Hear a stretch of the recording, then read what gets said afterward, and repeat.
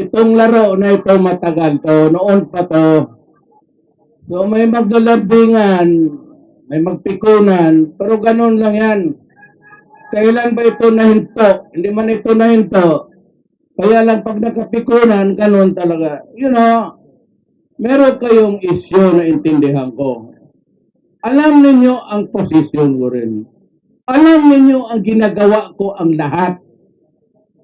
Hindi ko na sinasabi na tinatalikuran ko yan. Eh pati ako, inaambos pa ninyo. Ano klase ito? Walang ganunan.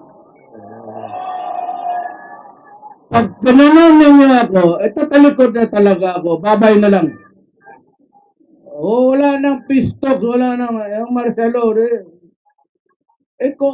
mag-usap tayo uli. Di sabihin mo sa kanila, mag-usap tayo uli. Okay lang.